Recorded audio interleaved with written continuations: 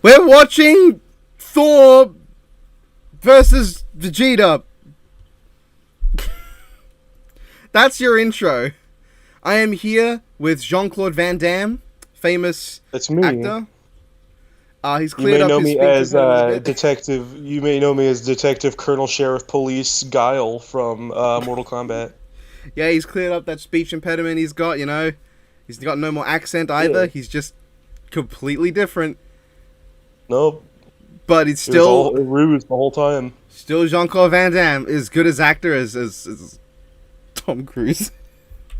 Why did my mind go straight to Tom Cruise? Just Not watch the this fucking episode. Even I just wanted myself to shut up there. Thor.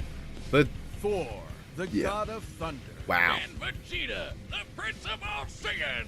The sky shakes. I mean, technically, they're both princes and gods. You didn't have to, like, delineate that one was a god and the other was Admittedly, just a prince. Prince of Thunder and God of all Saiyans. Don't kind of just don't feel right.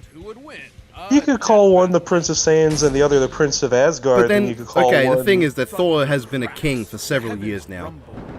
I mean, shut up, though. I remember before this episode came out, there was someone who said, wouldn't it be awkward if they gave Vegeta Ultra Ego, which he's had for, like, very recently, but they didn't give Thor the Thor Force, which he's had for several years now? And that just made me laugh, because it's something that Death Metal could do. I love, it'd be pretty cool if they used Hakai, that one thing that Vegeta is, like, explicitly really sucks at using and can't even use in a combat scenario, because, like, the most he managed to Hakai was, like, a small rock. I imagine if they incorporated that into, like, a part of his fight. I can't wait for the part where Vegeta's going to use the Spirit Sword to fight, even though he only ever used that once to get back onto a stage.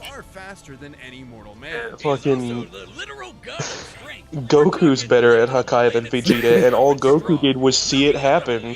Yeah. And Goku managed to take out half of Fused Zamasu. Vegeta just took out a small rock. Yeah. So, I mean, that makes me wonder. You know how Tien can copy any technique he sees once? They highlighted the correct part this time. Good. Do you think Tien could copy Hakai? Probably not, because I don't think he has God Ki. Well, let's say he somehow managed to get God Ki. Oh, possibly then. Hmm. Yeah, that part where it was like highlighted in the yellow box in the preview before the episode came out, it was completely highlighted the wrong thing. Oh, I didn't watch the preview, I don't think. Oh, what more can be said about this beautiful thing, forged in the heart of a I don't know, maybe some actual stats, some like stuff it can do. You can't say what more can be said about it and then immediately start saying some more stuff about it. Oh no, I did watch the preview, because I saw that panel from Avengers 200 or something that made me cringe. He's even used 2 Mjolnirs to absorb the power of the God Bomb, which would have killed every deity in existence across time and space. That's just the tip of the iceberg. Mjolnir can transmute the elements, turn Thor invisible and intangible, let him travel through time, and even bring people back to life. And if Thor wants to fly, all he has to do is take it for a spin. Literally. Now this is some riveting commentary. And holds on for dear life. Can Thor not fly without it?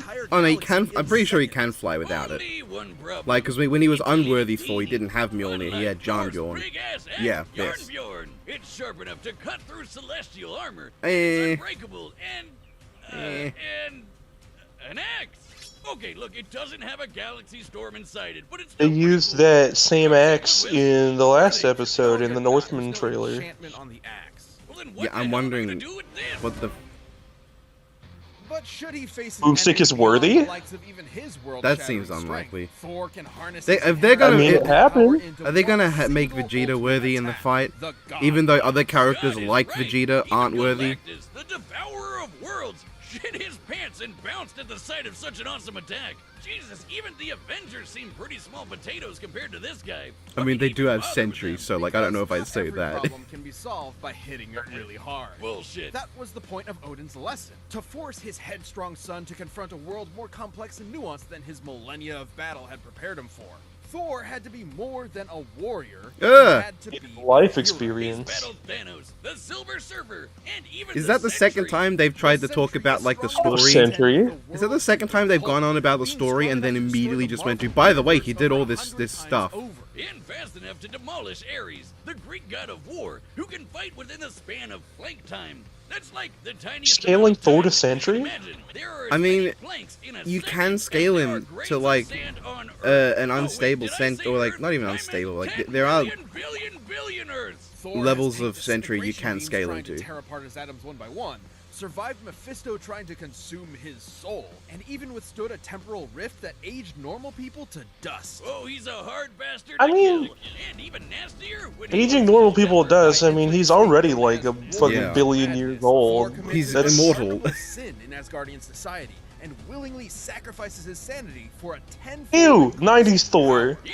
That appeared for literally one issue and Amalgam, and that's it. Look, they showed Avengers 200. You can't get worse than that. Thor has struggled with being worthy of his father's legacy and throne. But no matter what unbelievable shit Marvel throws at him, Thor always rises to the occasion. Take the time this big machine called the World always Engine rises was to the top. controlling Yggdrasil, the world tree that connects 10 What the hell is with universe-sized the world realms. tree The there? World Engine's purpose was to mechanically trick Yggdrasil into disrupting the natural flow of Ragnarok. The end Thor of the uproots world. Yggdrasil to smack Thor Vegeta just with. pushed it and literally He reversed did, in fact, flow lift of the whole fate. tree off the That's ground. right. He outmuscled a giant multiversal tree. The and whole prevented tree. Armageddon. Not a bad Saturday. The entire Go a thing. step further Yeah, to that's the whole defeat thing. mysterious Has he got the head gods of that Mimir manipulated on the his cycle of fucking hip Ragnarok there? in the first place, ending it forever.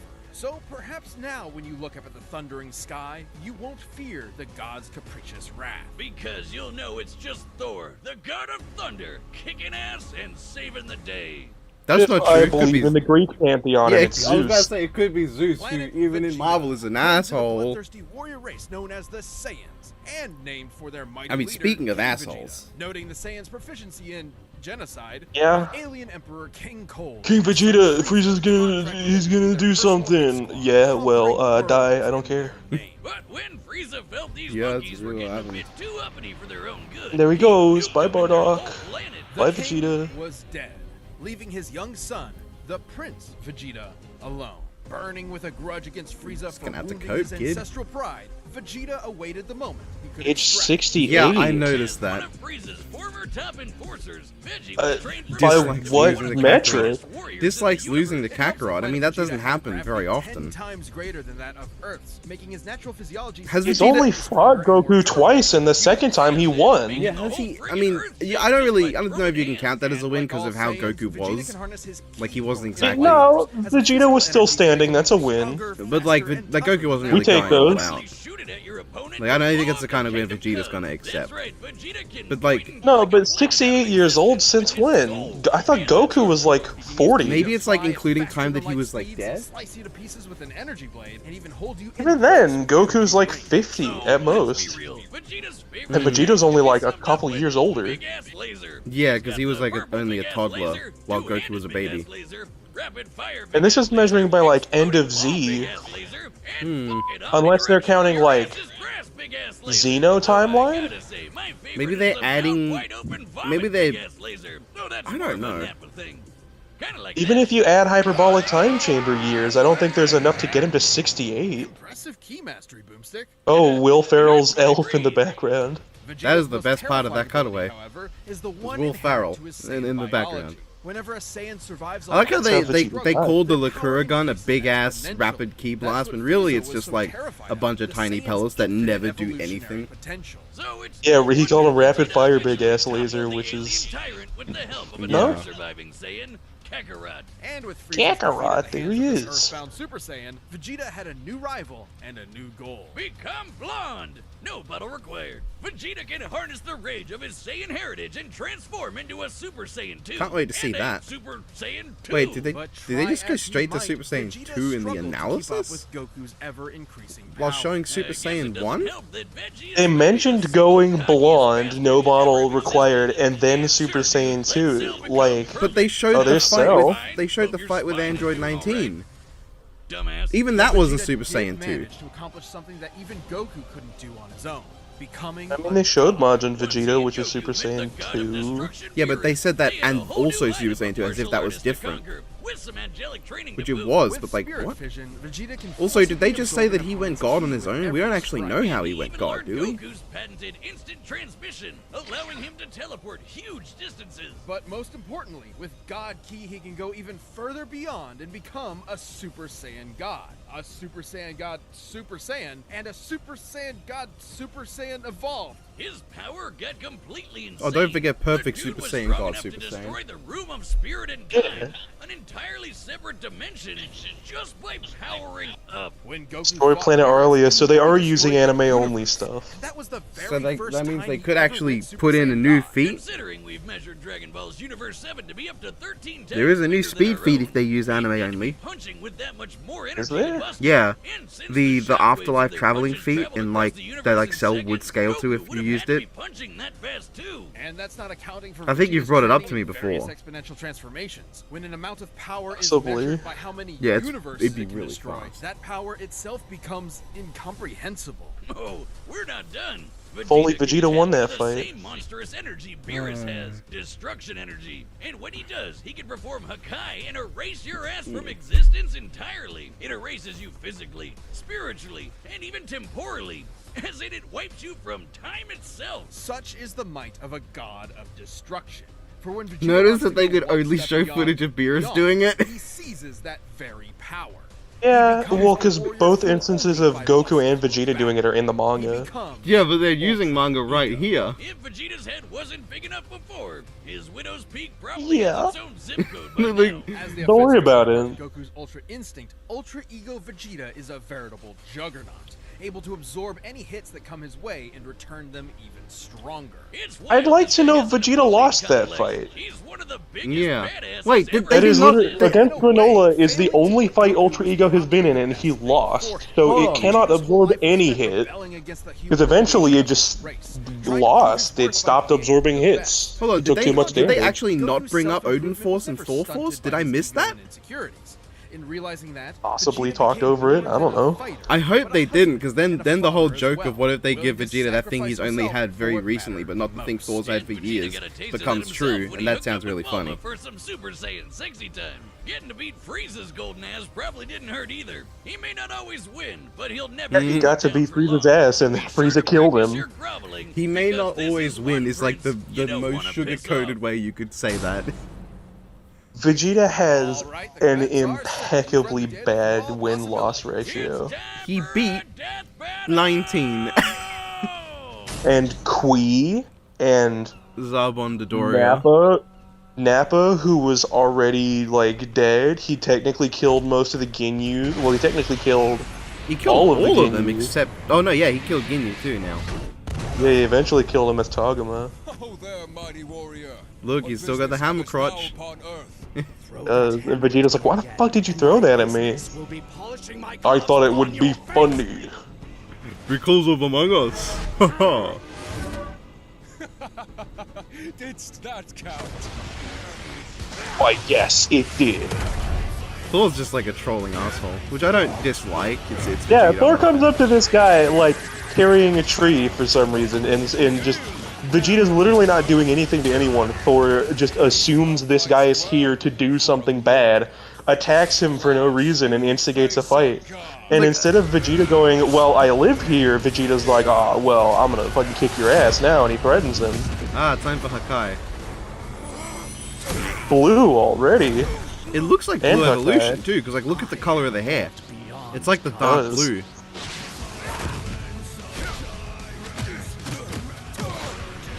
Come on, Vegeta, you can win. Hey, I know that quote. That makes me happy. They're really trying to make Vegeta seem impressive.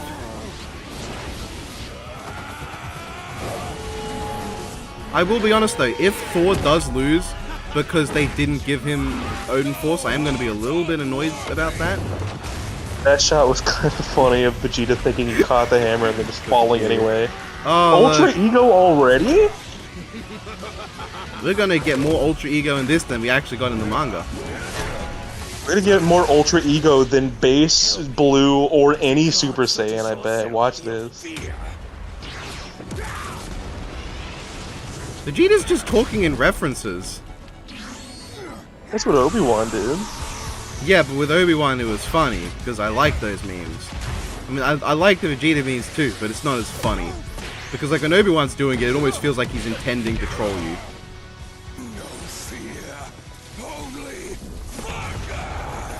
Oh, okay, he's gone madness.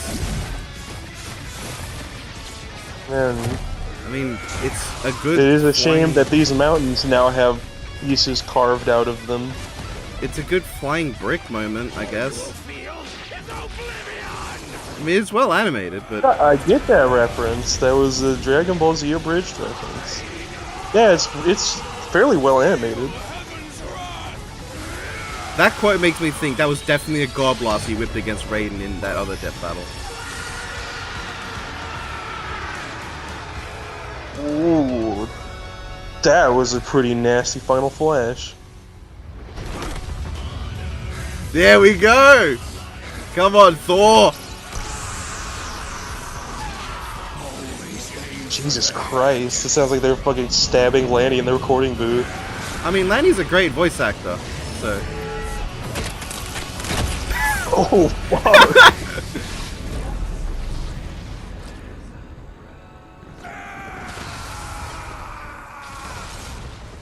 I killed a guy who did nothing wrong! In a fight that destroyed a few unpopulated mountainsides!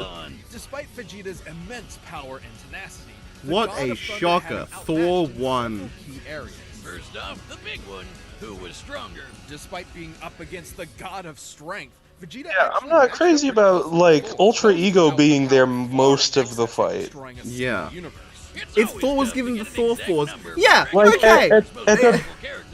at the very least, I would have liked to see a version of regular Super Saiyan, 1 or 2, I don't like, Even- at least like a second of God, honestly, I would have wanted to see... I will would've say, liked to though, see I a will form say- that I like. I do like this better, and I do think it was objectively better than the 1 minute melee or the DBX. Okay, the DBX doesn't count. Implying that both increases in Because, like, the power 1 minute melee, Vegeta didn't fucking transform at all, and it was like, it's so nothing. Yeah. Top's God of Destruction form, which is extremely similar to Ultra Ego in theme and purpose. Given this is the best current example of a measurable form akin to Ultra Ego, we can assume that Ultra Ego's boost in power, at least initially, could be extremely similar in terms of a percentage increase, making Ultra Ego's original state about 20 times more powerful than... I mean, I was under the assumption that, like, by the end of the Tournament of Power, Blue Vegeta was at least comparable to God of Destruction Toppo anyway, Saying on account of the fact that he won. Marvel Universe's size, which has a radius of at least If Ultra Ego is only 20 times increased, then it's way pissed weak compared to Instinct. If Ego is only that. Not terribly different, and it's definitely possible Vegeta's Not power terribly could increase during different. the fight to match it. But even if he was A stronger, 10 times it wasn't the difference only thing that when mattered. Thor Ultra can Ego's damage increase his absorption strength could only faster do than so Vegeta much can. against an opponent They didn't like even bring Thor. up the fact that Vegeta may Thor have has trained also as that a belt warrior that adds from another birth, 10 but times Thor has been multiplier to his fighting strength, for millennia and he against does not much need wider that to match variety of Savage Hulk. foes, allowing him to adapt to Vegeta fairly easily. And the fact that Thor was way faster gave him a lot of leeway to use that extra combat experience. Applying Vegeta's transformation multipliers to Oh, shockwaves oh, hold on, Thor speed. Vegeta should be able to fight at nearly 300 quintillion Okay. times Oh, he's the speed gonna. of Thor's light. gonna get faster! Areas moving within place. Come Thor on! would be Let's over go! 60 times faster. More than fast Yeah! enough to attacks, and even more That's what I wanted! absorb all of them with Mule. This episode made me alone happy. can shut down all of Vegeta's ranged attacks. Sure, Oh. Vegeta could absorb it back with Spirit Vision, but he'd have to Let's hit Thor go. first. And with that much of a speed difference, that's easier said than done. And since Thor What can the hell is he just gonna do with will Spirit the Vision? energy You out haven't of given him somebody, the he Odin can Force, just so take it's it not right like back. there's anything And he could then have some. done. Even without absorption, Vegeta's key reserves are not infinite, and many of his battles have If, like, ended Thor with stole his absolute energy, technically He was Spirit Vision could exhausted gain by it back. the I think that's what they said. power, which Oh, yeah, lasted that would about make sense. 1 hour in total. Meanwhile, Which, Thor led like, an army for over a month straight. I guess, but that's not gonna help much anyway. No, because if he's... not for the fact that Thor has resisted existence erasure before, including physically, spiritually, and temporally. He's experienced all kinds of existence Wait, did they erasure just say before that from that getting aged up counts as existence erasure?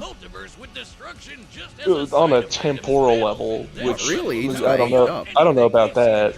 I mean, he has But- resisted stuff like Hakai before. Vegeta That's was true. never going to go Yeah, down. he's But Thor's resisted raw power existence seemed erasure devastating from godly things abilities far were too beyond much destroying for a the small Prince of rock. all Saiyans.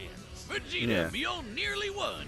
I do From a like- guy that, like, Blue is mine. genuinely, I'd say the that extent pun that was Vegeta can kind of use terrible. existence erasure, he would You do know more the damage puns. flicking We talked Thor. about this. Yeah. My thing.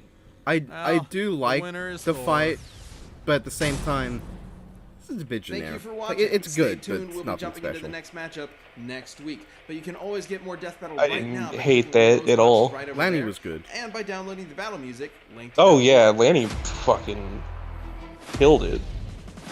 Oh no. Here we go. Oh, Oh my god! I literally told Biff that it could be Omni-Man vs. Homelander before this happened. I told him! And it was! Oh, I should not be laughing. I'm so sorry, Biff. I'm so sorry. I'm so sorry. well, Anyone who's watching this who thinks they want to be cringe to Biff by bringing this up to him a lot, don't do that. Don't do it. Don't go to him. Don't bug him about the fact that it's Homelander, Omni-Man. Please don't. Because I know there are people who are going to want to. I know that happened with me with Hulk Broly. Though that was a bit different. Still, I don't want anyone to go doing that. Hanem, how long do you think this prediction video is gonna be? I might just meme this one. I might just meme Like, this like one. honestly, just meme it with like a 4-second video with just the reverb fart MP3 with just the fucking panel of Omni-Man flying through a planet. I was thinking of just using, like, even just the show, just Omni-Man punching his son so hard it affected that mountain. Yeah, do it like that, but have like Homelander's face over Invincible. Yeah. Or even do, like, Metro Man is that feat, and then Titan is Homelander. That's the whole prediction. That's amazing. I didn't even think of the prediction. There's not going to be much of a prediction for that one. That's literally a guy. Man, you know that's crazy though that in a way Homelander is making a return appearance on Death Battle. Because he did technically show up in a Death Battle and he did kill someone, so it wasn't just as a cameo. He did actively participate. Yeah. I'm sure the episode's going to be good, but I'm going to go back to this episode because I want to take another look at the animation. I mean, Omni-Man though. Omni-Man's cool. I like Omni-Man and Homelander. I just don't care about the matchup. Like Homelander in the comics very much. Well, that's because Homelander in the comic... Someone summed it up amazingly yesterday on Discord. Homelander in the show is potentially the best character, while Homelander in the comics is absolutely the worst character. Was essentially what they said. And I agree. Like, Homelander has some of the worst quotes I've ever seen. "You fucking fucked my fucking life, you fucking fuck," is a line they try to make you take unironically. God bless Gareth Ennis. You're a you sure do exist. Garth Ennis has done some alright stuff. He did the second half of the 1990s run of The Demon. That was fun. I know that there are a lot of people like his Punisher run, at least. And he also did fucking some Hellblazer, I think. I think what all else Garth Ennis did. The most experience I have with him personally is with the Boys TV show and the Preacher TV show, both of which Feature, that's are right. considered significantly better than the comic. Right. And, like, I can't comment on Preacher because there are some moments in Preacher that I've seen that are very raw in the comics, but also it can be cringe too. Like, I think both tackle the satirical nature better in the TV show because they both take a more comical approach to it. Like, they're making fun of themselves as much as what they're satirizing, which is a lot better for me. Like, I find it a lot more enjoyable than the attempt to be really edgy. But, yeah. Anyway, I'm gonna look at this fight again. Dawned gods. So, I don't like the start. The actual fight with Blue Evolution is good. Lanny kills it, obviously. But like, the Big Bang attack seems really unimpressive when it doesn't even do anything. Like, Thor just... Yeah, when Thor just goes... Yeah. They got the sound design from Mjolnir on board. That's really good, I like that. And I don't know why Thor's so aggro to Vegeta in this, though. Vegeta's screaming, like, Vegeta's at least tonally very aggressive as well. Yeah. I like them fighting, like, with, like, the force of their attacks keeping the water from closing in. Does a god such as yourself feel fear? Like, I don't like Ultra Ego at all, so that being the main form does not go well for me. It does kind of have a little bit of Sanji Lee syndrome where, like, they pretty much didn't use Lee at all in his base form. It was all either Gates or Drunken Lee. Honestly, I think Natsu Ace did that worse than any episode. Like, Natsu spends 20 seconds in base. And then he doesn't even go to other forms, he goes straight into Dragon King. Like, Vegeta at least did go Blue Evolution, and Sanji, or Lee did at least go through his gates. Natsu did not go Dragon Force. Yeah, Sanji went through his gates, his iconic gates. Yeah, shut up. Lee went through his gate. Yeah, I don't know how I feel about God Blast not actually doing anything. Because, like, and it doesn't even destroy the side of a mountain. Like, why does the God Blast... I mean, the Final Flash does that, but then we're supposed to see that, like... But then it did nothing to the area! He's alright. Thor's just fine. Check him out. I mean, I do like this moment, because, like... Yeah, that's some pretty fucking raw hand-drawn. Like, I like this whole bit. I mean, the Infinity War Endgame reference I did not need.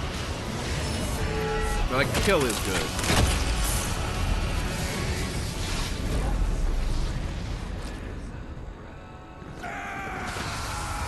But then Thor just like crap. Yeah, look at that. Look at all the damage he did. He just sort of scorched a bit of the mountainside.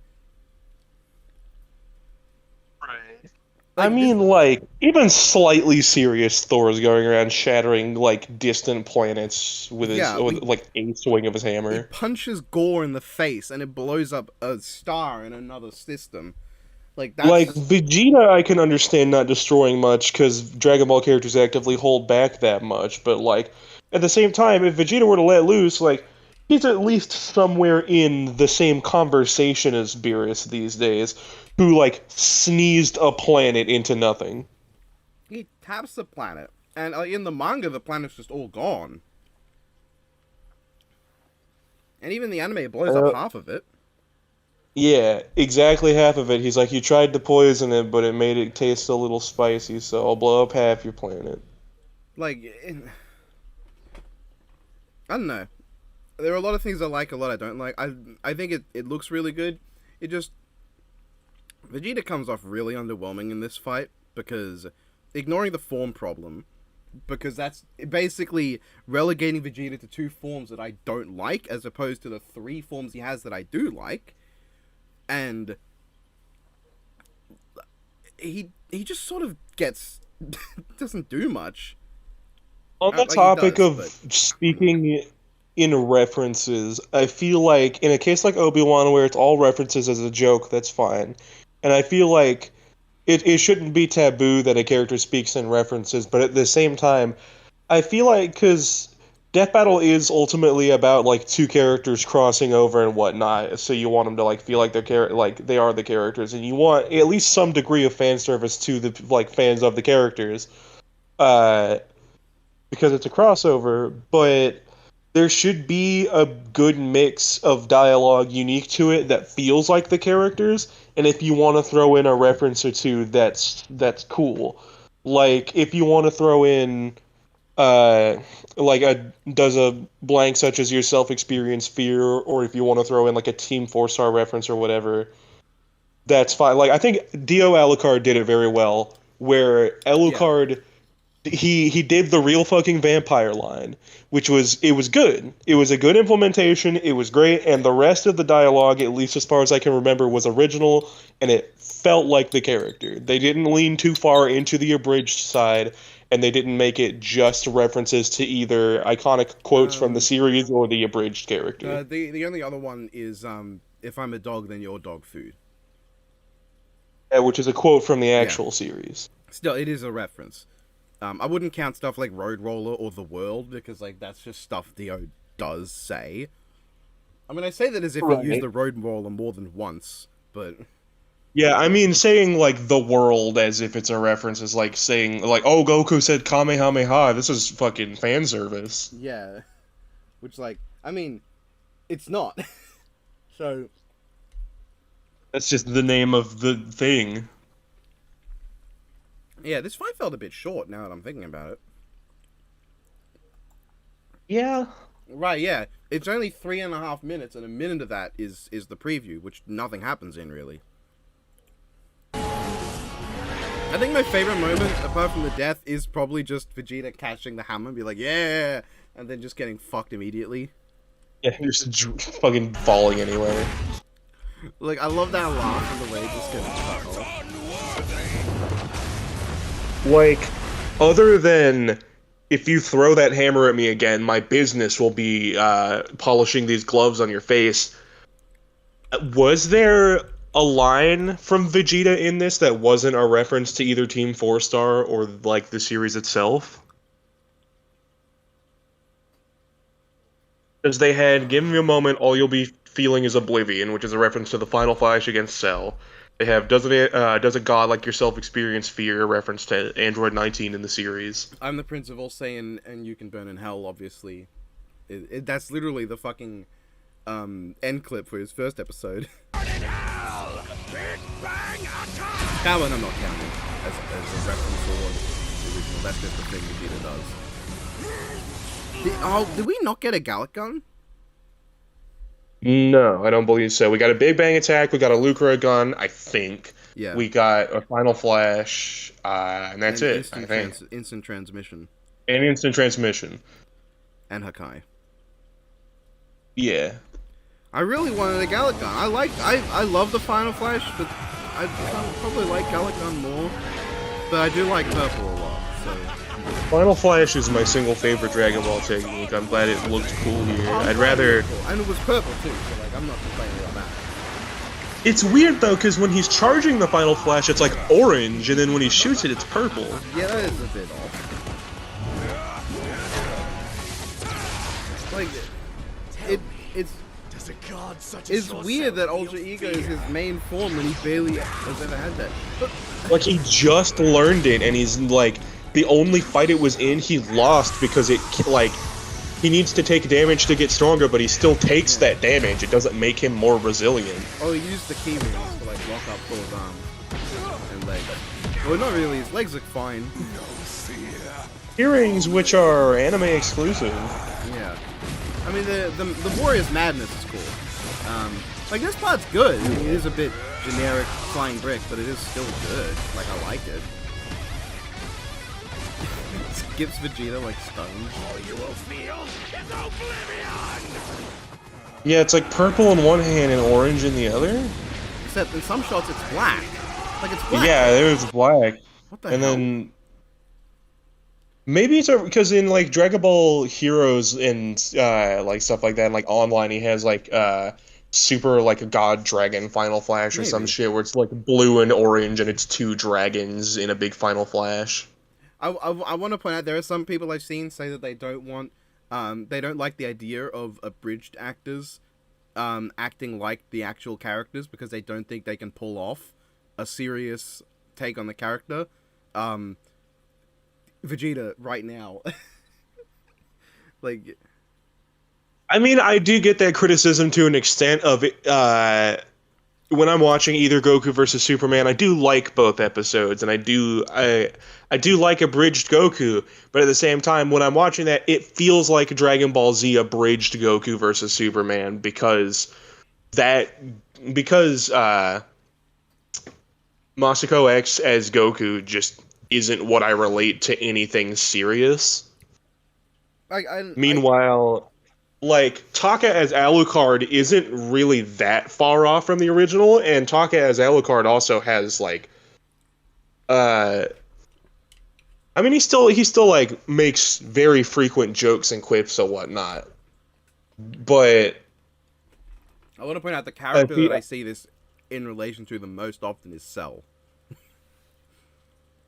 yeah, I wouldn't mind that so much because I honestly think that the abridged version of Cell is better than the canon version It's not because really high bar. Canon Cell has not got much going on. like in the anime at least I've heard a lot of people say that they really like him, and I wouldn't know. I've not seen the original anime all the way through because I can't be bothered to sit through that. My primary source has always been the manga. But at least in the manga, like, Cell has his moments, but he's not really that deep or interesting, and Team 4-Star breathed a lot of life into the character that wasn't there before. Yeah, I think Team 4-Star themselves brought it up the best. Cell himself isn't much of a character. His best, like, the best part of him is how he facilitates Gohan's character. Right. And, like, in the anime, the only thing I can say that improves him is that the voice is really good. Yeah, and I mean, I think Taka Cell is capable of doing intimidating, he's capable of doing, like, snarky, he's capable of doing serious, he can do...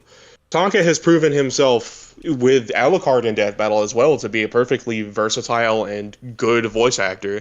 And Lanny is a perfectly versatile voice actor as well. He's provided, like, 8 different characters throughout Dragon Ball Z Abridged, and he's done plenty of other work for Funimation before. He's a professional voice actor.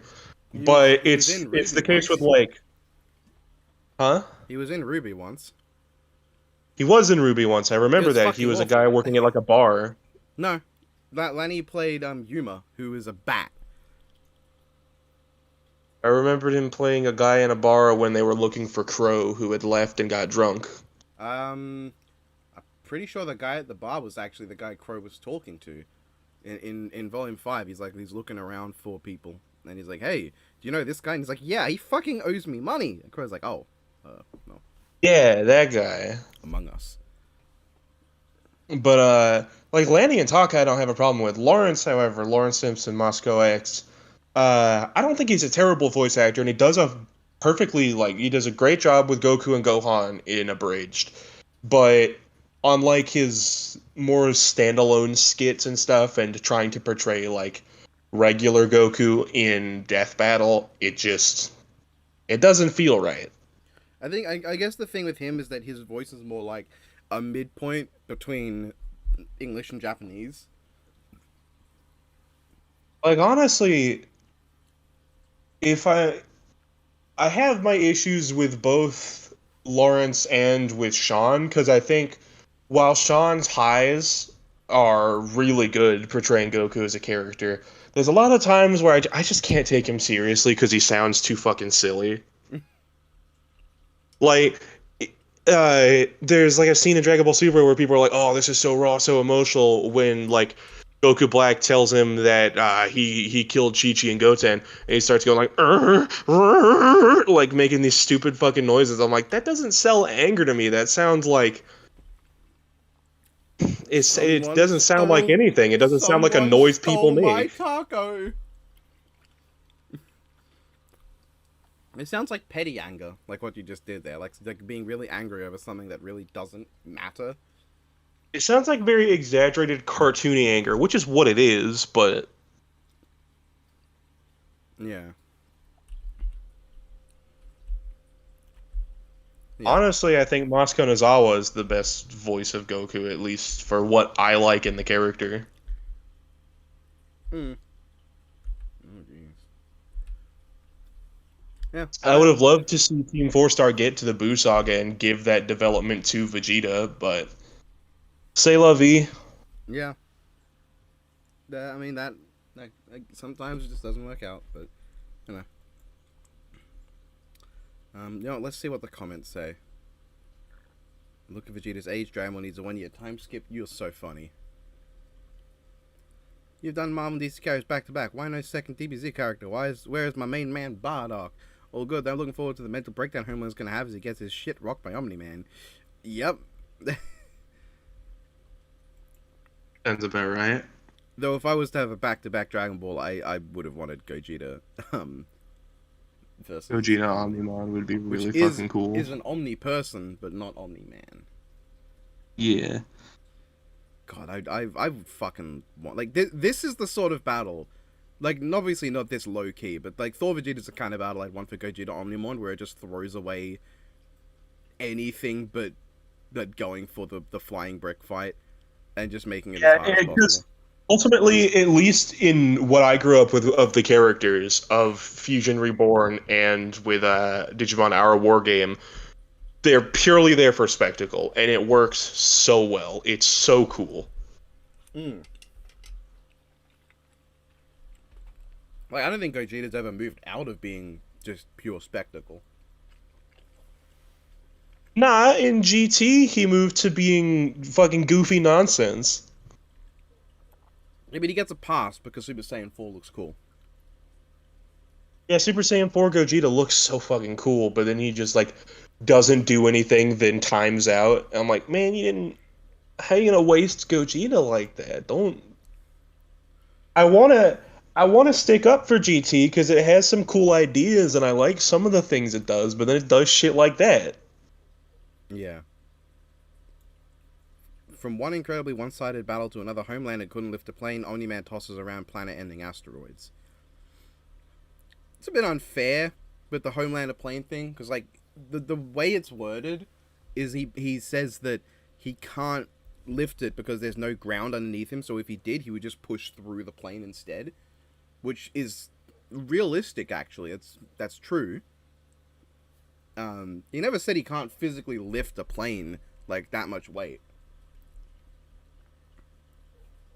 It's amazing they nerfed the fuck out of the Hulk in Hulk vs. Broly. No comment. So, by end of Z, which is age 784, and taking Vegeta's birth date, which is age 732, chronologically, he has been around in real-world time for, like, Dragon Ball real-world time for 52 years. Which means he would have to add on years to that in the hyperbolic time chamber by 16 years to be 68. That's a lot of time, and he's still not stronger than Goku. You can't go into the hyperbolic time chamber for that long. I mean, I feel like you could have just passed it out. Well, originally the rule with the hyperbolic time chamber is that you could go in there for 2 years at a time, but if you stayed past that, the door would shut behind you and you'd be stuck there forever. Hold on. This guy just said, you missed what Spirit Fission does. Logically, couldn't he separate the Godstorm from Mjolnir? That would not help him. That would actually be bad for Vegeta if he did that, because then the Godstorm would be free. And when Mangog freed it, it tried to wipe out Asgard. So, if Vegeta did Spirit Fission and could Spirit Fission it out of Mjolnir, that's not gonna help him. That's not gonna help him at all, actually.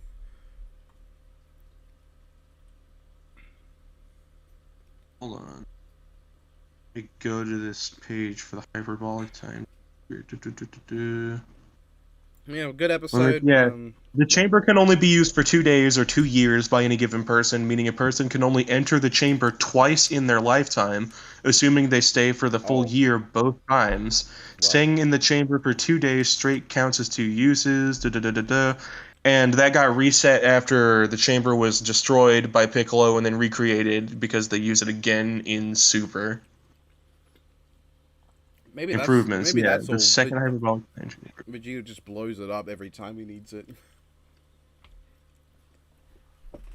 Vegeta has used the time chamber a total of 5 times, twice in preparation for fighting against Cell, and once with Goku to train for Universe 6, once to train for Goku Black and Future Zamasu, and once to train for the Tournament of Power.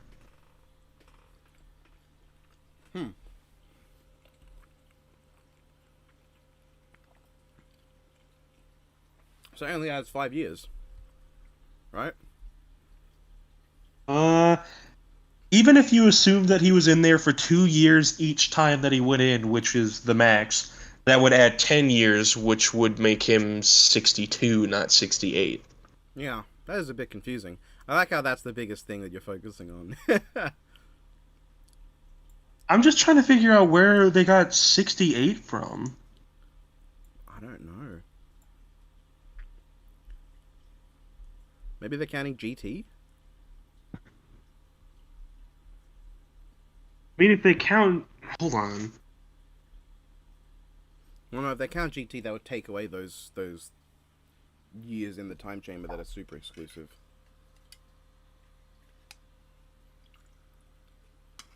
Let's see.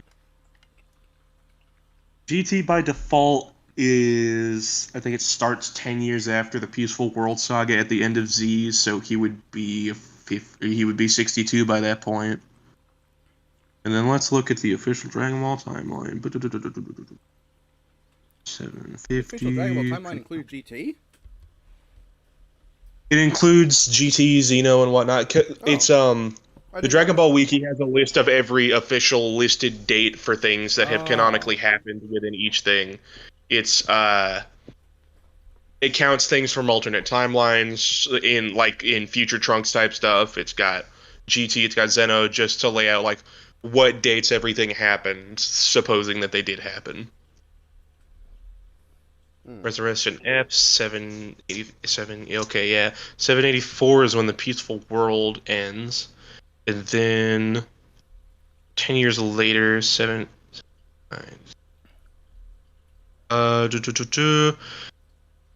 790, the 30th World Martial Arts Tournament takes place. Majub, Androids have Super 17, Shadow Dragons, that all takes place in 1 year. Goku is not seen for around 100 years. Yep. So GT ends at age 790, which would place Vegeta at 58. Wow. And then if you took 58 and then you added the hyperbolic time chamber years for both Z and Super, assuming that each time he went in for 2 years, which he likely did not, then you would get him up to 68, which maybe is where they got the number from, but that's compositing a bunch of shit, which doesn't make sense. They even put in the episode under the sidebar at 68, they put underneath, so close. Yeah, well, they put next to it. Yeah. So yeah, what were your thoughts on the episode? Because I will not get, you will not do a review, I don't think. So, yeah. I liked it well enough. I'd say maybe like 5.5 out of 10. Yeah, this is not going to help the people who say that all we do is shit on Death Battle in these reactions.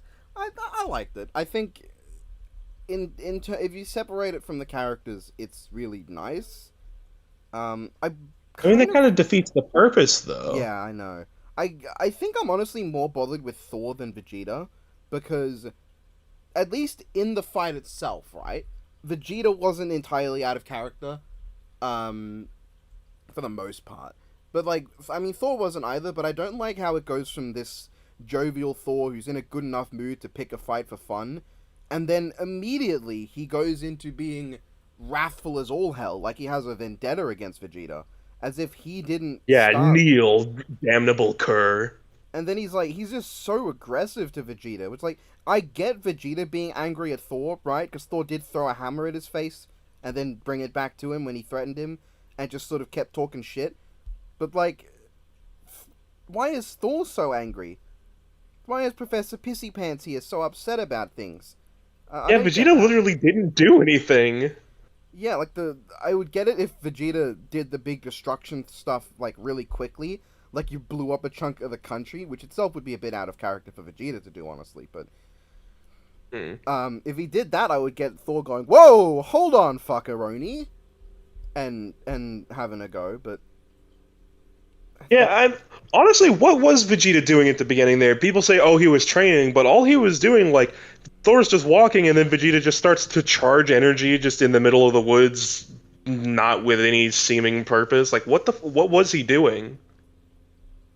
Yeah. Weird. He's like, "Damn you, grass! You will recognize my princely might." He was He's learning. He coping was because learning how Kakarot got to. stronger than him again. He was learning how to do. He was trying to train the epic Psydude Mega Brap. That's what is happening. He's just flexing in the middle of the woods for no reason. He's he's trying to unshit himself. That was What the a- what sound a- I expected. What a disgusting thing.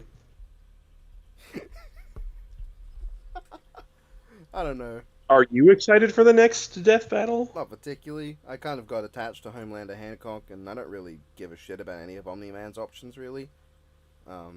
It's telling me you're not head over heels for Omni-Man versus a character who, like, his most notable things and only scaling come from non-canon. We have no solid place to place him anywhere, even then.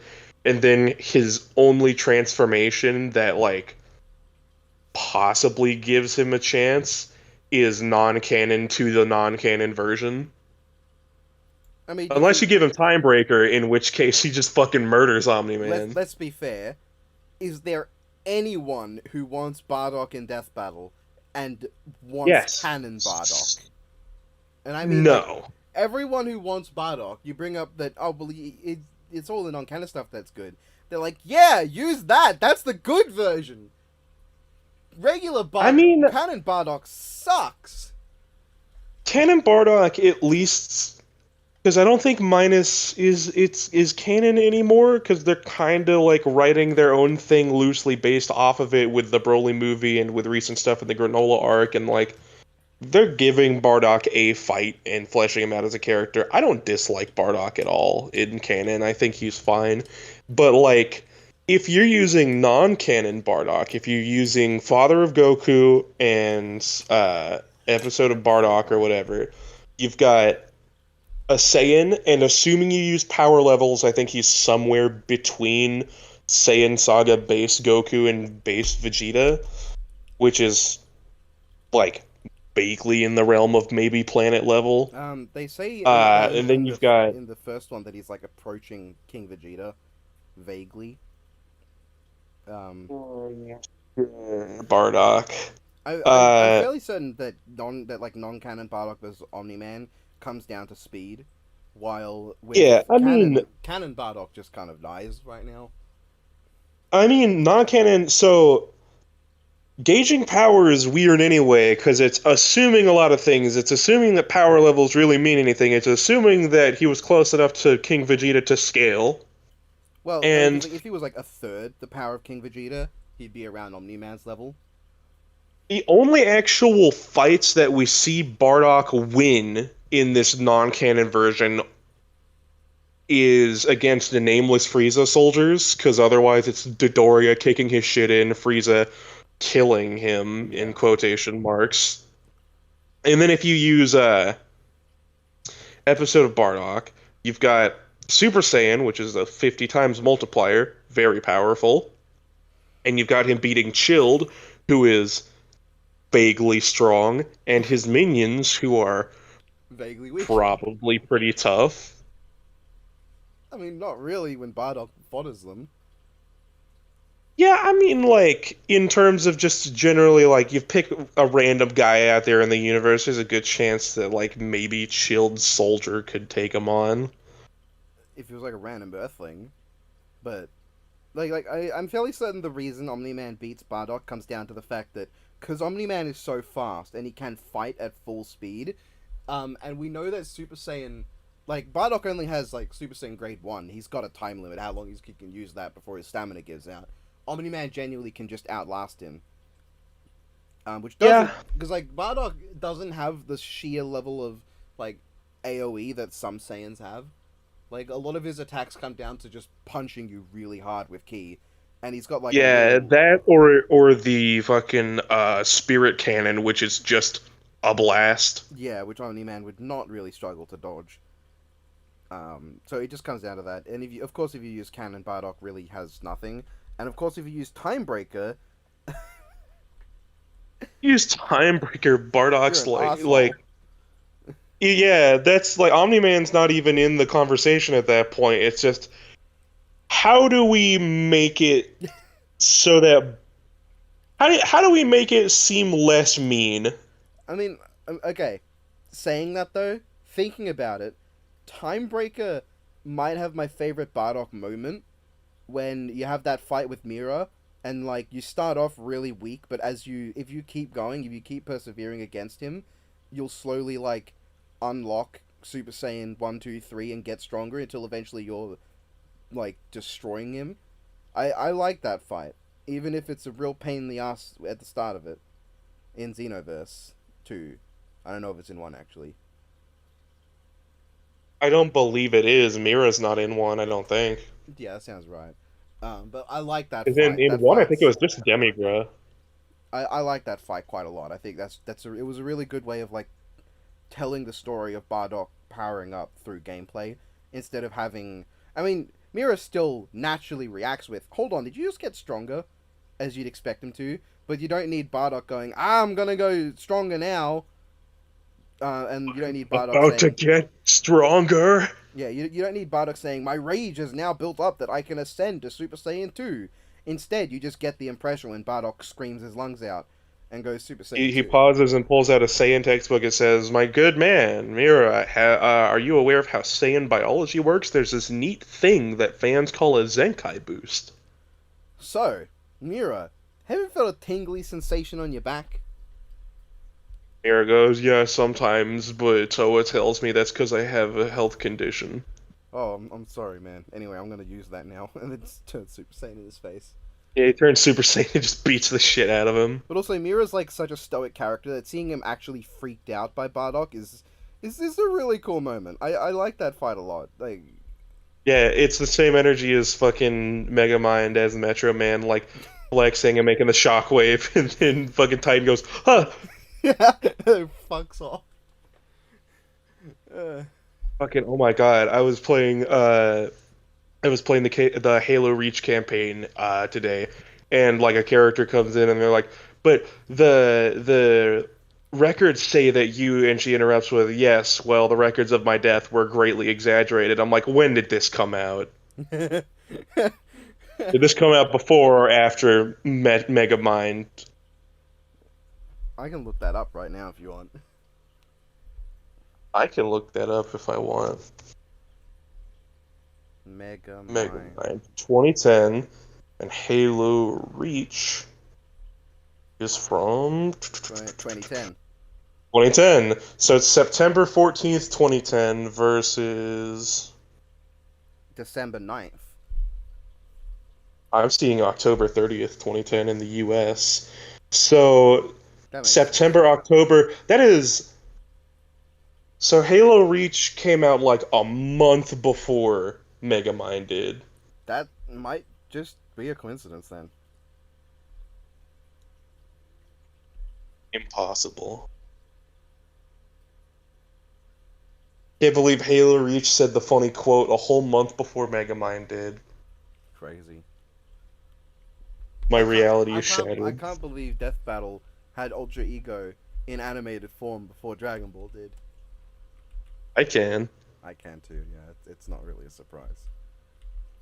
Everyone knew Ultra Ego was here. I'm still glad that the person who joked about them not giving Thor the Thor Force but giving Vegeta Ultra Ego ended up being correct. It just amuses me. Yeah. It's like it's weird. It's weird because like Thor has had that for years now. It's like a huge part of his current character. They have to ignore basically everything that's happened in the last. Yeah, I mean don't worry about it. It's epic.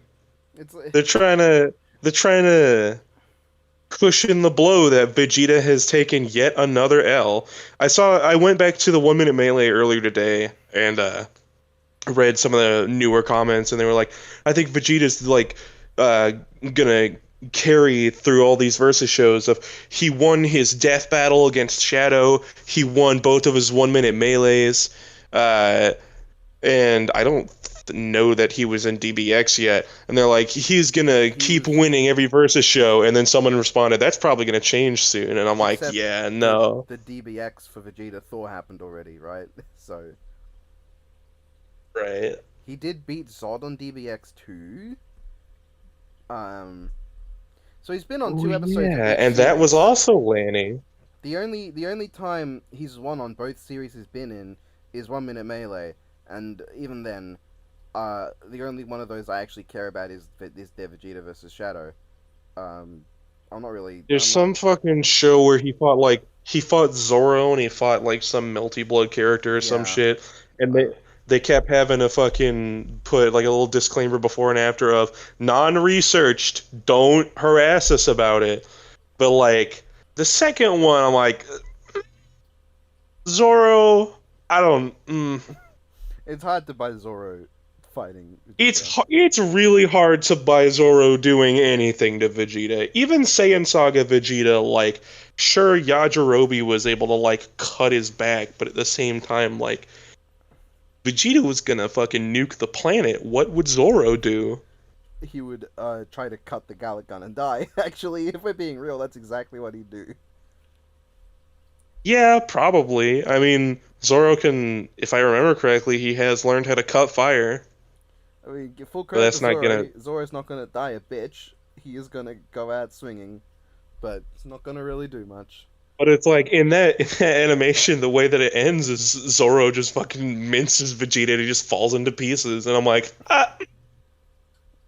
I don't know about that one. Which melty Like blood non-researched, character do you sure, it's probably just decided who wins by like a coin flip or whoever they're feeling that day, but I don't think I can buy that one. find? No, it's a bit dumb. What melty blood character did he fight? I think it was a Melty Blood. I don't fucking remember. It might not have been a Melty Blood character. Let me fucking look it up before I just spread misinformation.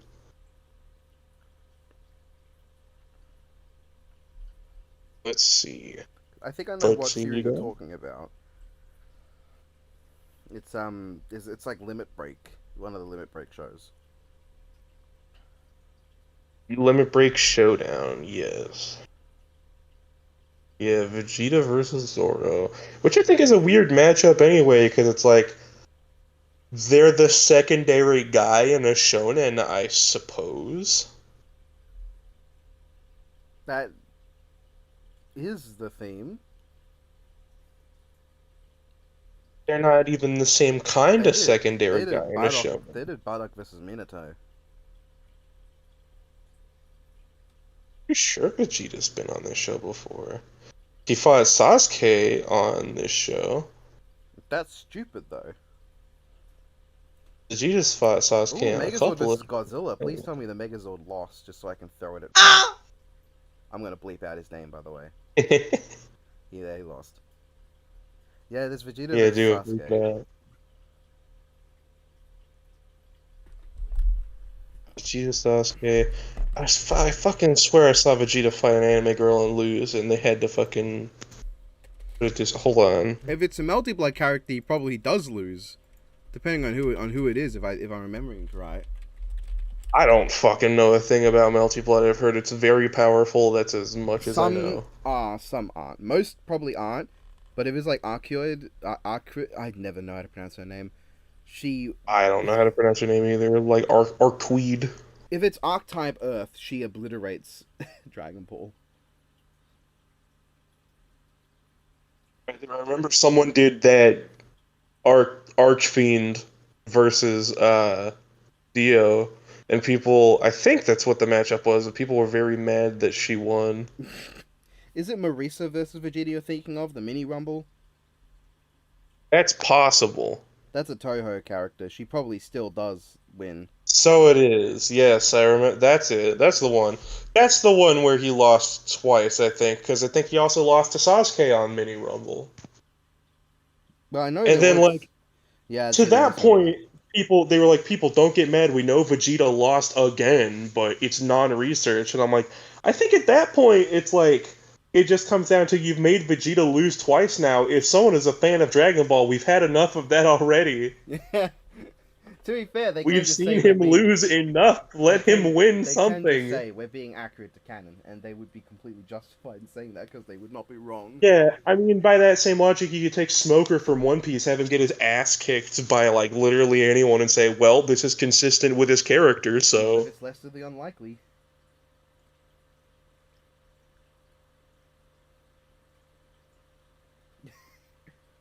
I'm watching the mini rumble right now.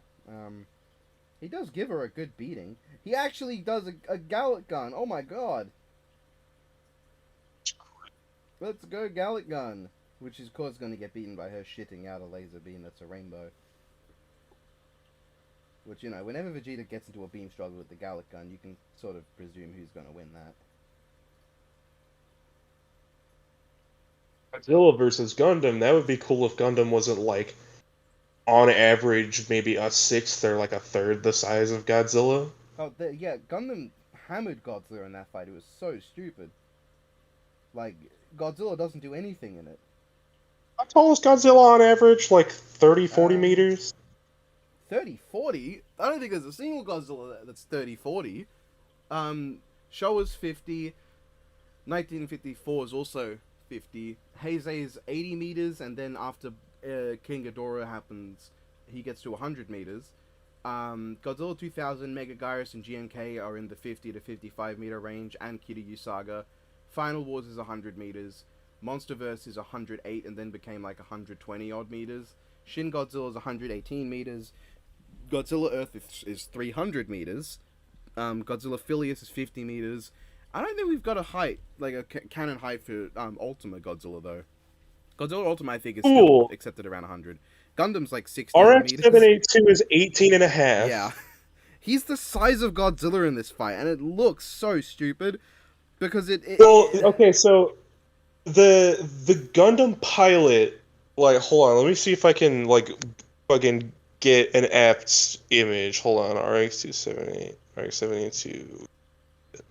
So I can give, like, an apt comparison of, like, about how big a person is compared to the cockpit of the Gundam, just to, like, illustrate how fucking big Amuro would have to be compared to Godzilla. There was a discussion like, hold on. in a server about Eva Unit 1 versus Wing Gundam, right? And I was saying, I don't think it's too problematic as a fight because there are times that Eva is portrayed and has been calqued to only be like 50 meters tall, which is about the size difference of Epion Tigerzord. Someone else comes in trying to bring up... There are also times where Eva 01 is calqued at 90 meters tall. Eva is... There's a shot where Eva is 200 meters tall. Like, Ava is very inconsistent in how tall it is. I think Super Robot Wars officially list Ava at 40? Yeah, but like, I don't think it's a problem, mostly because of how Wing Gundam fights. But that doesn't mean I'm going to support the other defense that was brought up in the same conversation, just size Wing Gundam up. Because not only do I think that makes the fight dynamic stupid, because now you've got one character who's the same size and flies all over the place for the entire battle, while Ava does not do that, to my knowledge, for majority of its fights at least. But also, now heroes, like, the size of a building, like, or at least the size of a car, like, he's huge now. So, for reference, I'll send you the image if you want to put it in or not, that's fine. The little transparent piece in the middle is in what I believe is called the Gundam's Core Fighter. That's about, like, the size of, like, a jet cockpit, if you have, like, a rough idea of how big that is. And that's where Amuro sits. Yeah. You made him the same size as Godzilla, you'd be upscaling him by, like, 2.5 times his size, bare minimum. So, you'd go from normal-sized Amuro to, like, vehicle-sized Amuro. Yeah.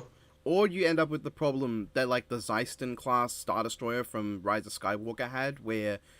if the people are the same size and just size it up entirely, now you've got this unnecessarily massive window for no reason when it could accomplish the same thing being the original size.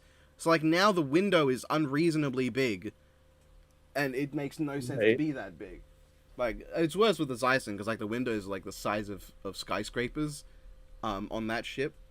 But that's a stupid thing. There's a problem because, like, if it's two, like, individual characters, or if it's like a robot itself, if you're taking, like, fucking, I don't know, like Springman versus the robot from Real Steel or whatever, and you want to, like, if there's a size discrepancy there that you want to make one of them taller than fucking whatever, go at it. But the whole point of a mecha usually is that there's a person inside of it piloting it. So there is a person-to-robot ratio there. Yeah. I don't know if I would do Atom versus Springman and size Springman up, just because it's probably more interesting with Adam being like Adam's not very big. He's like twice the human size, so he wouldn't actually be that much bigger than Springman. Like given how Springman fights super long ranged, that's not a problem. Sizing him up just feels like it'd be weird. Like there are times where a character is smaller, but the way they fight is either really fast or really long range, and it fits better if they're a smaller size. Like, could you imagine Epion Tigerzord if Epion was the same size, and suddenly he's flying all over the place, while Tigerzord's just locked on the ground, unable to do anything but stand there? Imagine, like, fucking Epion's about to be destroyed, Zex ejects himself, and Tommy goes, Jesus Christ, that guy's fucking huge! It's one of Rita's monsters! It's one of Rita's, like, yeah, Jason comes in, you must be another one of Rita's monsters! It's morphin' time! Fucking kills him. He would genuinely be more justified than he was against Leonardo, though. It is a giant human that's picking a fight with one of his mates, so it's a bit more justified. Hold on, let me check this. Let me describe what happens in this Godzilla Gundam fight, because it's really bad. So, keep in mind, Gundam's the same height as Godzilla here. Gundam shoots some blasts, Godzilla shoots an atomic breath back, Gundam blocks. That's fine. Throws his shield. Then Gundam starts doing this gun combo. Godzilla lands 2 hits and throws him back. Gundam pulls out the beam saber and just goes ham on Godzilla. Godzilla misses an atomic breath. Gundam pulls out the stick weapon and continues to go ham on Godzilla, who's just standing there. Stick weapon? And then he charges it up. Godzilla looks at him, and Gundam starts hitting him all over again. Godzilla fires out another atomic breath, and he gets blocked. This time the Gundam doesn't even have his shield, so I don't know how he's blocked it because his shield's destroyed. Gundam pulls out a ball and chain, and then whacks Godzilla in the head. Gundam hammer! Gundam flies into the air, and there's like a few seconds of just Gundam flying up in the air. Godzilla's still reeling from that last hit. Gundam flies down at an angle where he would not hit Godzilla, because he's going too far off to the side, with the stick weapon. Godzilla's still just sitting there. He looks up at Gundam coming at him, and he does nothing as Gundam rams in and hits him. So, Godzilla landed 2 hits, missed or was blocked at attempting his atomic breath 3 times, and Gundam did all this shit beating on Godzilla, who did nothing the whole fight. What fucking stick weapon are you talking about? You talking about, like, the beam spear? Yeah. It's a big stick. Oh. But, like, Gundam just does all this shit, and Godzilla just sort of doesn't do anything. Like, that's lame. Right. That's lame. And, like, I know people said, oh, the sprites are just really limited. I used those fucking sprites! They're fine! He's got, like, several attacking sprites. You don't need a lot of variety with Godzilla. He's got tail attacks in that sprite. He's not, like, the most agile, like, tactical fighter. Yeah, and, like, he fires atomic breath 3 times, doesn't do anything. And, like, you could have He's an a big atomic... silly fucking dinosaur. He has the atomic pulse, even in Monsterverse in the comic, he's got a big-ass atomic pulse out of his back. You could use that. You could have him whack Gundam with his tail. You could have him headbutt Gundam. You could have him bite Gundam. You could have him just grab him with his mouth and throw him. Yeah, and throttle him with any part of his You could body, have him really. do what happens in the Power Rangers crossover comic where he fucking lifts the entire Dragon Zord over his head and is about to fucking crush it over his knee like Bane. Yeah. Godzilla is surprisingly proficient at wrestling. Yeah, fucking... that. I don't know if the second issue is out yet, but I really hope it is because I want to read it because it's so cool so far. Because it's like the Dragon Zord comes in, you're like, oh shit, is Tommy actually going to do something? And he shoots some missiles at Godzilla, which piss him off a little bit, and he like gets him with his tail, which scratches him. And then Godzilla like scratches it once, hits it with his tail, and then just completely fucking pulverizes it with one atomic breath, and then he's about to just rip it apart. Yeah. Oh yeah, I just realized that my last not death battle, like, of the 2 of 3, ended with like a big trailer for Homelander versus Sarge, and now the death battle that came out literally the day after it announced Homelander versus Omni-Man. Omni-Man. versus Omnimon. Omni-Man. And so there's two. Honestly, that would be funnier. Homelander versus Omnimon. That sounds hilarious, It'd be 'cause, an like- even bigger stomp. It would be. Like, I imagine Homelander comes in and he's like, he's like coming into like, I don't just do vaguely evil shit.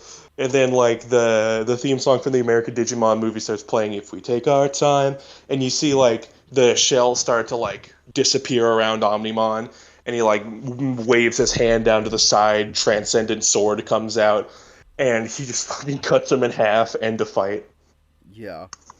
Someone just Like commented. have a big dramatic start up and one shot him. Yeah. Someone just commented on Tanjiro Jonathan, my review. Saying animation is bad doesn't mean anything to anyone other than watchers. Well, yeah, criticizing the episode's only going to have meaning to the people who actually watched it. What? Unless they can animate Like, themselves. obviously, a criticism is only going to mean anything to whoever. Yeah. Like, if you criticize it, fucking, like, Jim down the street's not going to care.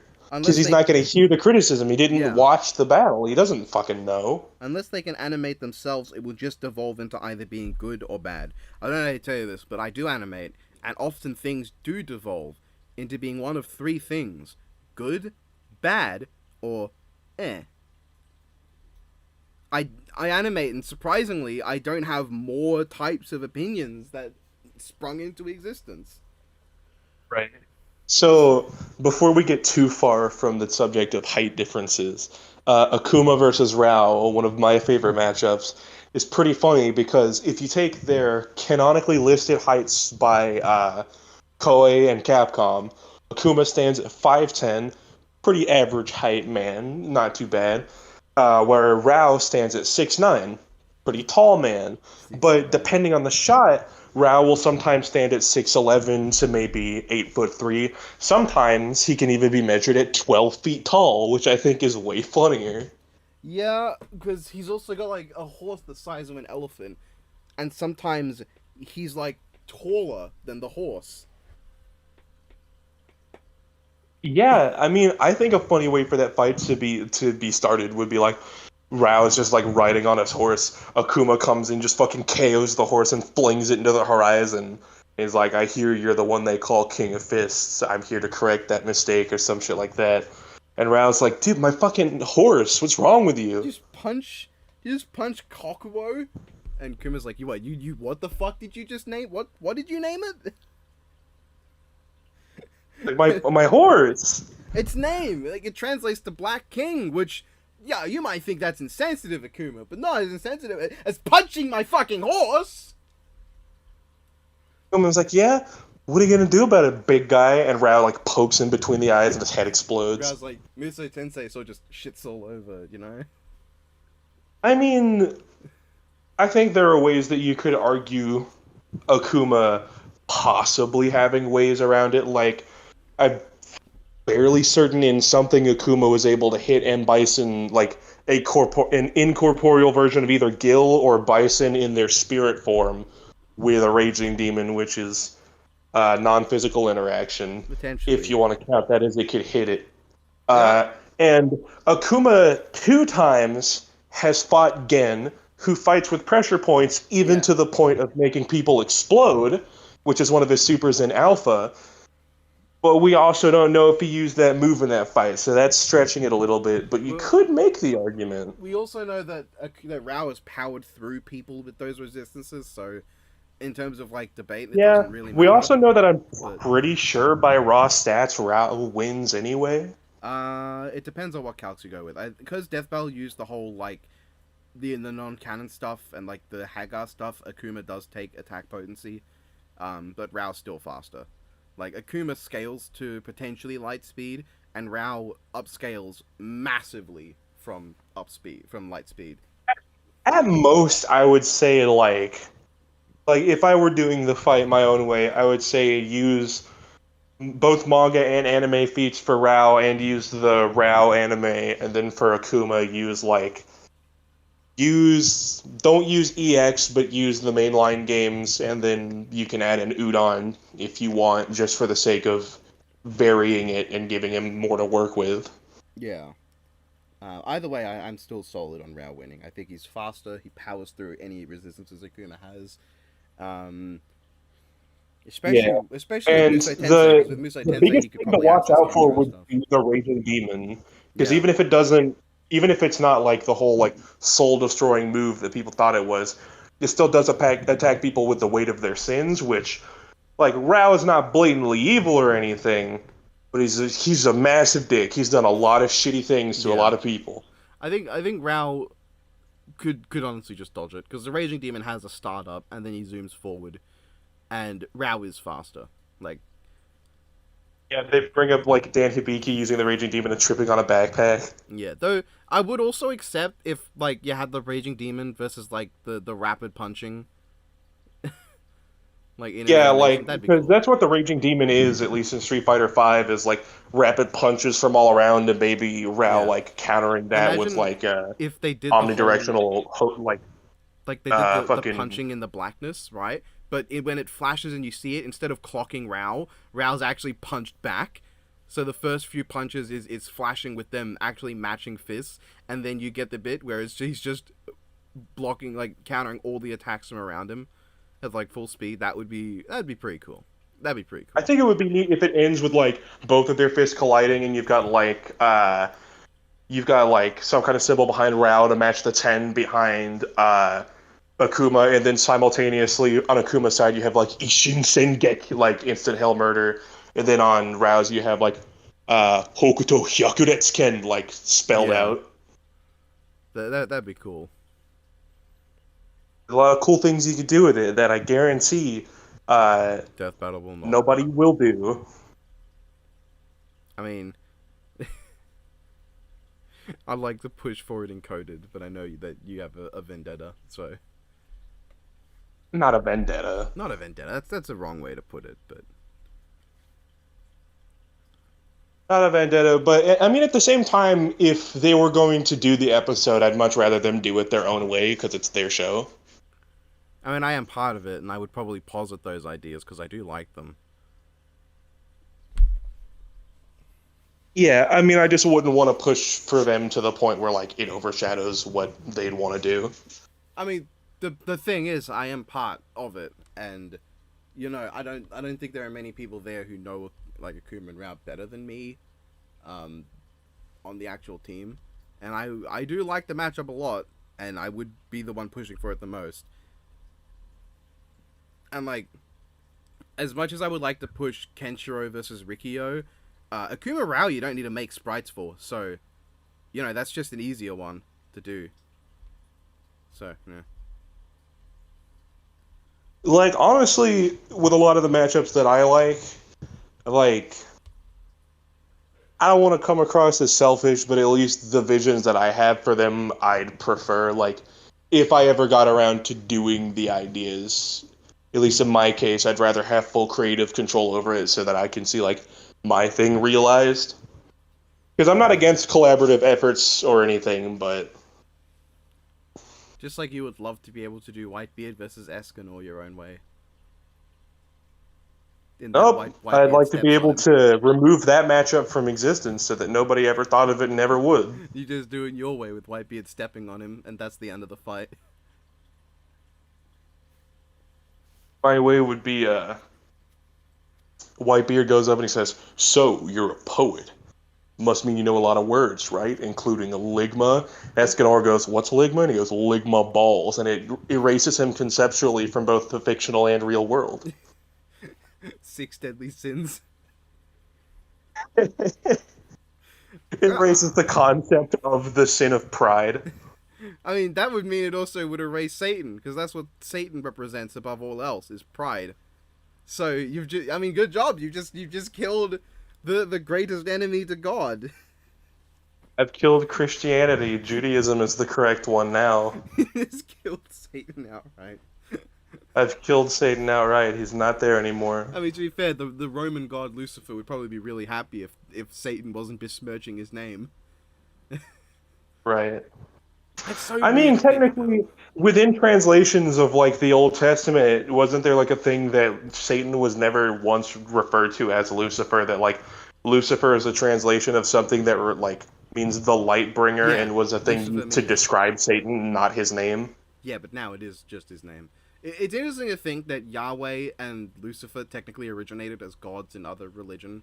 Though, like, the same goes with, like, a lot of names in Christianity are derived from other gods, like Astaroth. That's a Soul Calibur character. It's also the Crown Prince of Hell, and also based on Astarte, who is a god, I think, from another... I don't remember which mythology. He's a big, ugly gray man with a scythe. I mean, it's axe. Yeah, I like Soul Calibur Astaroth. I wish he had a good matchup. Because I know he is the character Death Battle would do perfectly. No real personality beyond and just It's a good personality. It's a funny one. I like Astaroth. He's so over the top sometimes with some of his quotes. He's like he just really wants you to die, and there's no reason. I would hope they do Soul Calibur 4 Astaroth though, because I just like the lava golem look a lot.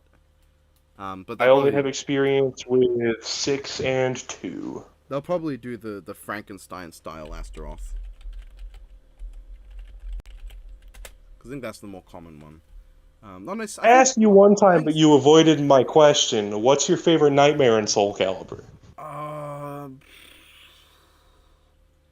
I mean, character-wise, it would be 2 and 3, because that's the whole Siegfried thing. I mean, I've got a bias for 4 because that's the first one I played. So It's Siegfried in 6 as well, right? Yeah.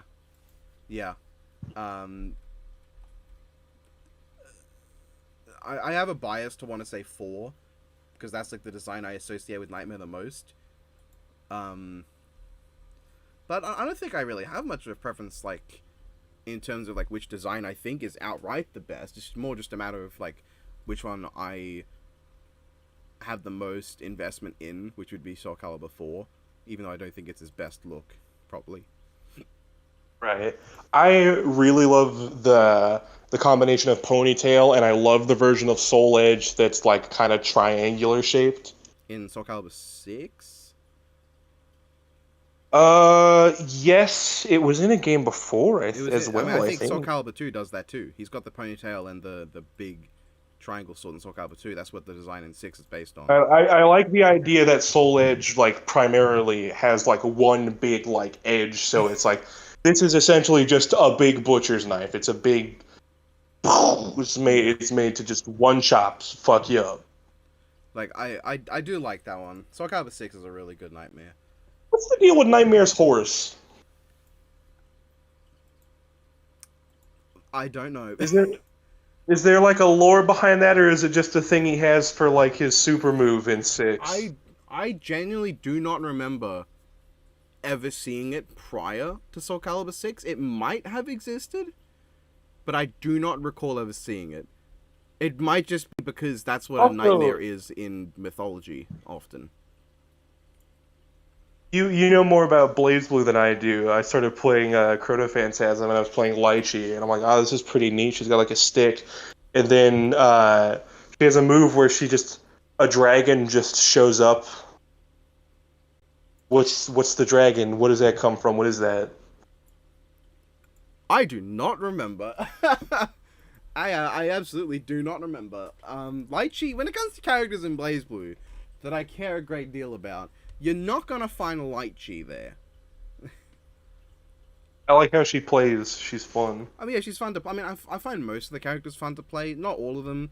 I'm not really a fan of, like, Carl or anything.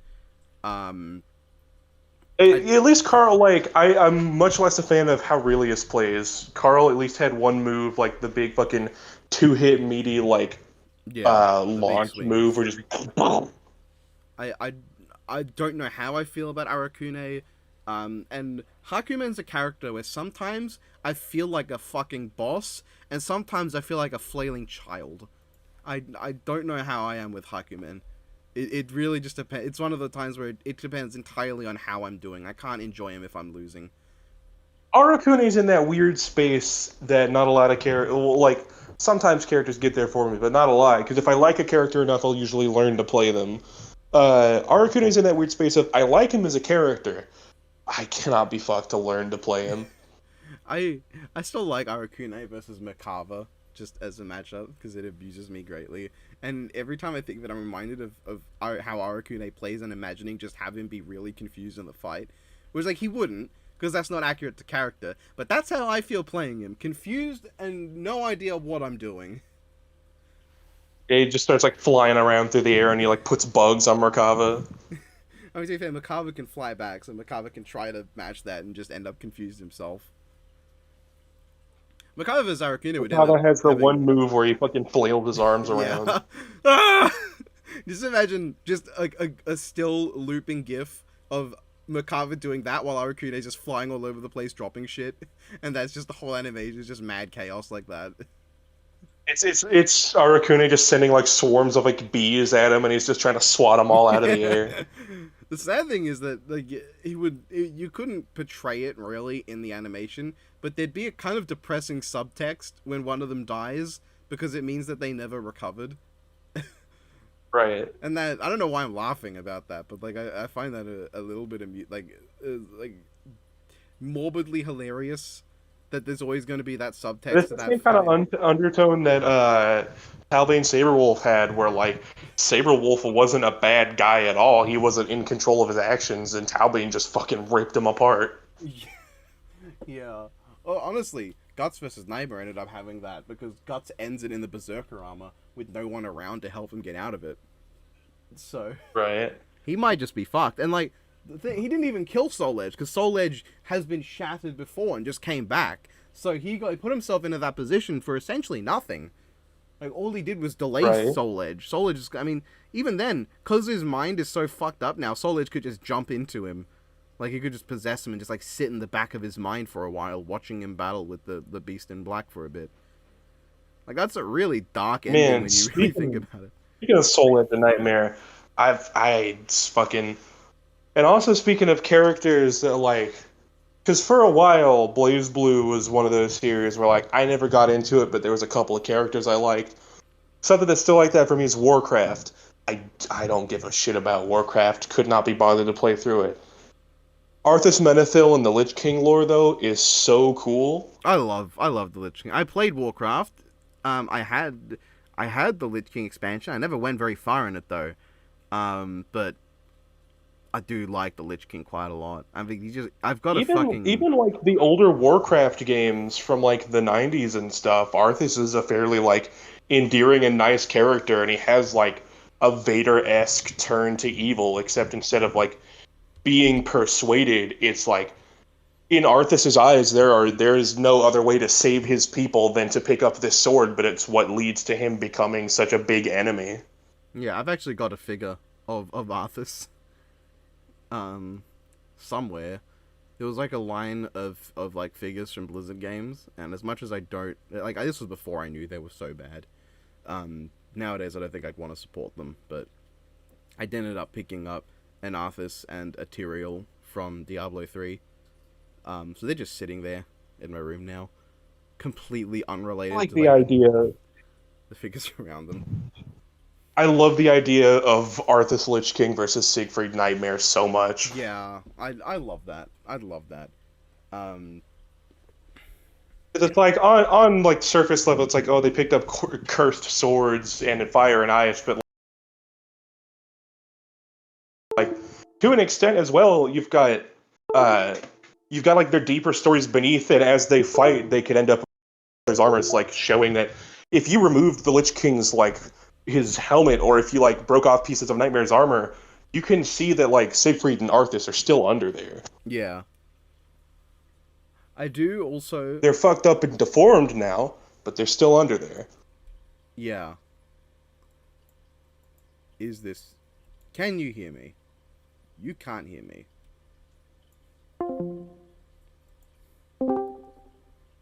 I agree. Just for a second. Yeah, I cut out. Which is probably a sign that I should probably stop the recording at some point. That's a good idea. So, final thoughts on Vegeta vs. Thor. I liked it. That's the best. I mean, that's more really all I can say. I liked it. I think Lanny did a really good job. It was better than I was expecting it to be. That's true. And I've already both forgotten and will never forget the next time. Yeah. Alright, bye everyone. Goodbye.